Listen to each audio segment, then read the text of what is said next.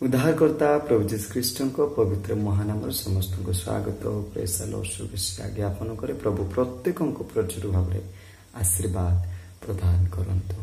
प्रेषक लोक माने आसंता काली होची आउ भारत मुक्त पाइबार एक दिन, स्वाधीन पाइथिबार एक दिन। आमे भारतर नागरिक हेतिबा सकाशु आमे गर्व अनुभव करिबा दरकार एवं भारतीय नागरिक हेतिबा सकाशु एही स्वाधीन दिवस को आनंद सहित आमे आनंद सहित पालन करिबार दरकार अटे। कारण काहेकि प्रभुंकर लोक माने विशेष करी भारत पराधीन अवस्था थिला। भारत पराधीन हस्तर थिला, पराधीन कबल रे थिला, पराधीन कब्जा रे थिला। स्वाधीनता नथिला, मुक्तता नथिला। किंतु प्रभुंकर अनुग्रह भारत को स्वाधीनता आनिबा पई, पराधीन स्वाधीनता देबा पई भारतर अनेक ए प्रकार शहीद प्रभुंकर गौरव हो। से माने ब्रिटिश मान को हस्त कबलरू से दासत्व अवस्थार भारत को स्वाधीनता आनिले। निजर जीवन को बाजी लगा, निजर जीवन को बलि दे, निजर जीवन को संपूर्ण भाव देश पाई समर्पित देकी आउ भारत 1947 मसारे जेते बेले अगस्त 15 आम पालन कर इंडिपेंडेंस डे, स्वाधीनता आसिला तो भारत संपूर्ण भाव मुक्त हैला। ब्रिटिश मान को हस्त कबलरू दासत्व सब विषय ठारू प्रभु को नाम गौरव। कारण कहीं प्रेषक लोक माने जदि धरी नियंतु जने पशु को जदि तार गलारे बेकरे सिंकुली लगा जाए ताहले से प्रकार थाई दासत्व अवस्था जो पर्यंत तार मालिक तार गलार दौड़ी बा सिंकुली काढ़ी ना मुक्त करना से पर्यंत स्वाधीन पाई पारिबनी, निज इच्छा चली पारिबनी।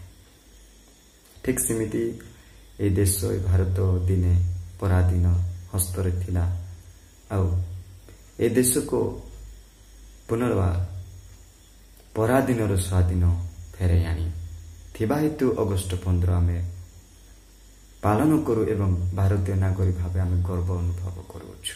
प्रभु को नाम गौरव हो।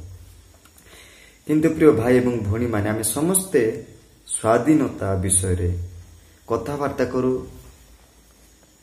जानू, पालन करू। किंतु स्वाधीनता कहले आमे कौन बुझू? आम समस्ते स्वाधीनता विषय कथावार्ता करू, पालन करू। किंतु स्वाधीनता कहले कौन आमे बुझू, कौन आमे जानिना? स्वाधीनता ता अटे जहा कि निज इच्छा रे सब किछि करि थाउ, ताहाकु कहा जाए स्वाधीनता।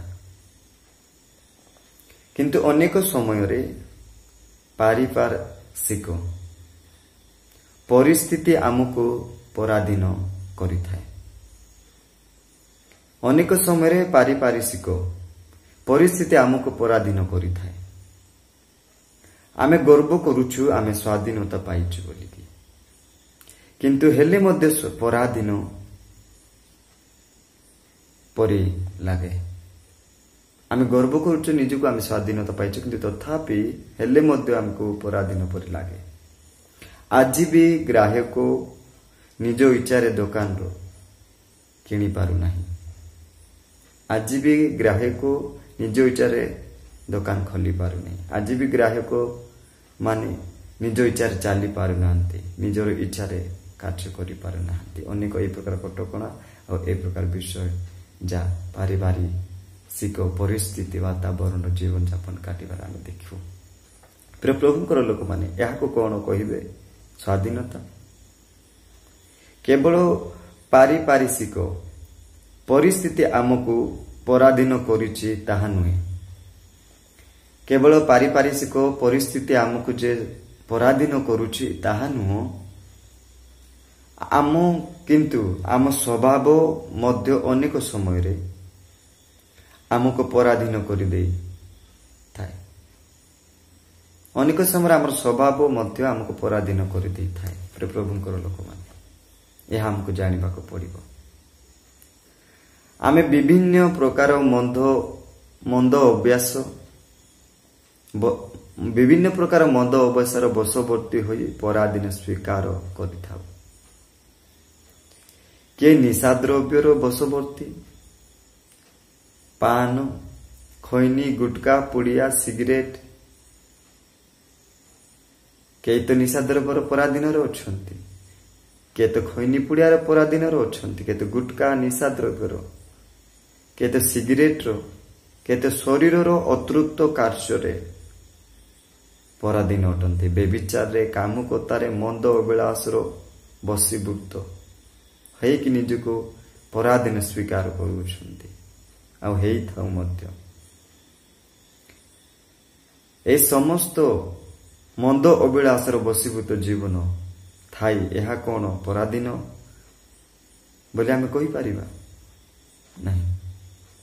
ଏହା କଣ ଆମେ ସ୍ୱାଧୀନ ବୋଲି କହିପାରିବା ନାହିଁ। এই ସବୁ ବିଷୟର ପରାଧୀନ ହୋଇଥାଉ। କାହିଁକି? କାରଣ ପ୍ରିୟ ଈଶ୍ୱରଙ୍କ ଲୋକମାନେ ସ୍ୱାଧୀନତା ନାହିଁ। ଆମେ ସ୍ୱାଧୀନ ପାଇବି ଆଜି ପରାଧୀନ ପରିସ୍ଥିତି, ସ୍ୱଭାବ, ଚରିତ୍ର, ପରାଧୀନର କାର୍ଯ୍ୟ, ପରାଧୀନର ବିଷୟରେ ଆମେ କଣ ହେଇଅଛୁ? ବଶୀଭୂତ ହେଇଅଛୁ। ଆଜି ପର୍ଯ୍ୟନ୍ତ ଲୋକ ଅଛନ୍ତି ସ୍ୱାଧୀନତା ପାଇଁ ମଧ୍ୟ ପରାଧୀନର ଅଧୀନରେ, ଦାସତ୍ୱର ଅଧୀନରେ, ମଦ୍ୟପାନର ଅଧୀନରେ, କାମୁକତାର ଅଧୀନରେ, ବ୍ୟଭିଚାର ଅଧୀନରେ, ଅନେକ ଏହି ପ୍ରକାର ଅଶୁଚି ଅପବିତ୍ର କାର୍ଯ୍ୟଗୁଡ଼ା ଲିପ୍ତ ଅଟନ୍ତି, ପରାଧୀନ ସ୍ୱୀକାର କରୁଅଛନ୍ତି। ପ୍ରଭୁଙ୍କ ଲୋକମାନେ କିନ୍ତୁ ମୁଁ କହିବା ପାଇଁ ଚାହେଁ, ଏହି ସବୁ ବିଷୟର ଉଦ୍ଧାର କରିବାକୁ, ରକ୍ଷା କରିବାକୁ, ସ୍ୱାଧୀନ ଦେବାକୁ, ମୁକ୍ତ କରିବାକୁ ଜଣେ ଉଦ୍ଧାରକର୍ତ୍ତା ଅଛନ୍ତି। ଏସବୁ ବିଷୟରୁ ଉଦ୍ଧାର, ରକ୍ଷା, ସୁରକ୍ଷା, ମୁକ୍ତ, ସ୍ୱାଧୀନତା ପ୍ରଦାନ କରିବା ପାଇଁ ଅର୍ଥାତ୍ ଦେବା ପାଇଁ ଜଣେ ଉଦ୍ଧାରକର୍ତ୍ତା ଅଛନ୍ତି। ଆଉ ସେ କହନ୍ତି ମୋ ନିକଟକୁ ଆସ। ସେ କହନ୍ତି ମୋ ନିକଟକୁ ଆସ, ମୁଁ ସ୍ୱାଧୀନତା ଦେବି, ମୁଁ ପ୍ରକୃତ ସ୍ୱାଧୀନତା ଦେବି, ପ୍ରକୃତ ଉଦ୍ଧାର ଦେବି, ପ୍ରକୃତ ମୁକ୍ତ ଦେବି। ତେଣୁ ପ୍ରଭୁ ତାହାଙ୍କ ବାକ୍ୟ ପବିତ୍ର ବାଇବଲରେ ଏହି କଥା କହିଅଛନ୍ତି। ଆମେ ଯଦି ଦେଖିବା ବାଇବଲରେ ବିଶେଷ କରି ଲେଖାଯାଏ ଯୋହନ ପୁସ୍ତକ ତହିଁର 8 ଅଧ୍ୟାୟର 36 ପଦ। ଅତଏବ ପୁତ୍ର ଯଦି ତୁମମାନେ ମୁକ୍ତ କରିବେ, ଅତଏବ ପୁତ୍ର ଯଦି ତୁମମାନଙ୍କୁ ମୁକ୍ତ କରିବେ, ତାହେଲେ ତୁମେମାନେ ପ୍ରକୃତରେ ମୁକ୍ତ ହେବ। ପ୍ରିୟ ଈଶ୍ୱରଙ୍କ ଲୋକମାନେ, ଆଜି ଏହି ପ୍ରକାର ପରାଧୀନ ଅଧୀନରେ ଥାଇ, ଦାସତ୍ୱ ଅବସ୍ଥାରେ ଥାଇ ଆପଣ ନିଜେ ମୁକ୍ତ ହେଇପାରିବେ ନାହିଁ। ଏଣୁ ପ୍ରଭୁ କହୁଛନ୍ତି ମୋ ନିକଟକୁ ଆସ, ମୁଁ ତୁମକୁ ମୁକ୍ତ କରିବି, ଉଦ୍ଧାର କରିବି। ସେଇ ପୁତ୍ର ଯୀଶୁ ଖ୍ରୀଷ୍ଟ ଅଟନ୍ତି। ଆପଣଙ୍କୁ ସେ ଡାକୁଅଛନ୍ତି। ଆଜି ପର୍ଯ୍ୟନ୍ତ ଯଦି ଏହି ପ୍ରକାର ସ୍ୱଭାବ, ଚରିତ୍ର, ଏହି ପ୍ରକାର କାର୍ଯ୍ୟ, ଏହି ପ୍ରକାର ମଦ୍ୟପାନରେ, ଖୈନି ପୁଡ଼ିଆରେ, ଗୁଟକାରେ, ସିଗାରେଟରେ, ପାନରେ, ବ୍ୟଭିଚାରରେ, କାମୁକତାରେ, ଅନ୍ଧକାରର କାର୍ଯ୍ୟରେ ଲିପ୍ତ ହେଉଛନ୍ତି, ଆରେ ଏପର୍ଯ୍ୟନ୍ତ ଆପଣଙ୍କ ଜୀବନ ପରାଧୀନ ସ୍ୱୀକାର କରୁଛନ୍ତି, ତାହେଲେ ପ୍ରଭୁ କହୁଛନ୍ତି ମୋ ନିକଟକୁ ଆସ, ସେ ପୁତ୍ରଙ୍କ ନିକଟକୁ ଆସ, ସେ ତୁମମାନଙ୍କୁ ସମ୍ପୂର୍ଣ୍ଣ ଭାବରେ ମୁକ୍ତ କରିବେ। ଯେ ପର୍ଯ୍ୟନ୍ତ ପ୍ରଭୁ ମୁକ୍ତ କରିନାହାନ୍ତି, ପୁତ୍ର ମୁକ୍ତ କରିନାହାନ୍ତି, ତାହେଲେ ତୁମେ ମୁକ୍ତ ହେଇପାରିବ ନାହିଁ, ସ୍ୱାଧୀନ ପାଇପାରିବ ନାହିଁ, ଉଦ୍ଧାର ପାଇପାରିବ ନାହିଁ। ଆଜି ସୁଯୋଗ ଅଛି, ସମୟ ଅଛି।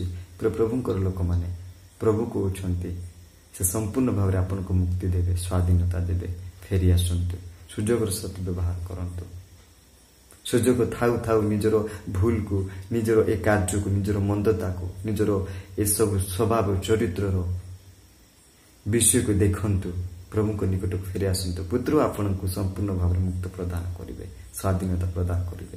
ଏହା ହିଁ ଆପଣଙ୍କ ଲାଇଫରେ, ଆପଣଙ୍କର ଆତ୍ମା ପାଇଁ, ଆପଣଙ୍କ ଜୀବନ ପାଇଁ, ଆପଣଙ୍କ ଶରୀର ପାଇଁ ସମ୍ପୂର୍ଣ୍ଣ ଭାବରେ ମୁକ୍ତ ଅଟେ, ସ୍ୱାଧୀନତା ଅଟେ।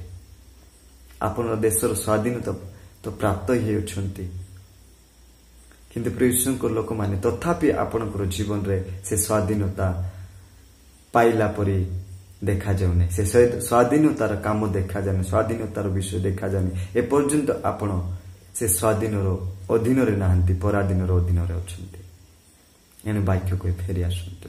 ଯଦି ଆମେ ଦେଖିବା ଗାଲାତୀୟ 5 ଅଧ୍ୟାୟ ତହିଁର 1 ପଦରେ, ସ୍ୱାଧୀନତା ନିମିତ୍ତ ଖ୍ରୀଷ୍ଟ ତୁମମାନଙ୍କୁ ମୁକ୍ତ କରିଅଛନ୍ତି, ଅତଏବ ସ୍ଥିର ହୋଇ ରୁହ ଏବଂ ଦାସତ୍ୱର ଜୁଆଳରେ ଆଉ ଥରେ ଯୋଚା ନ ଯାଅ। ପ୍ରିୟ ଈଶ୍ୱରଙ୍କର ଲୋକମାନେ, ଯଦି ଆପଣଙ୍କୁ ପ୍ରଭୁ ସମ୍ପୂର୍ଣ୍ଣ ଭାବରେ ଦାସତ୍ୱ ଜୁଆଳିରୁ, ଦାସତ୍ୱର ବନ୍ଧନରୁ, ଦାସତ୍ୱର କବଳରୁ ଯଦି ମୁକ୍ତ କରିଅଛନ୍ତି, ସ୍ୱାଧୀନତା ଦେଇଅଛନ୍ତି, ଏହି ପ୍ରକାର ଅନ୍ଧକାର ଶକ୍ତି, ଦାସତ୍ୱର କାର୍ଯ୍ୟ, ଦାସତ୍ୱର ଅଭିଳାଷ, ଦାସତ୍ୱର ସ୍ୱଭାବ ଠାରୁ ଯଦି ମୁକ୍ତ ହେଇଅଛନ୍ତି, ତାହେଲେ ମନେ ରଖନ୍ତୁ, ପୁନର୍ବାର ସେ ଦାସତ୍ୱର ଜୁଆଳିରେ ଯିବା ପାଇଁ ଇଚ୍ଛା କରନ୍ତୁ ନାହିଁ। ଫେରି ଯାଆନ୍ତୁ ନାହିଁ, ଯୋଚା ଯାଆନ୍ତୁ ନାହିଁ।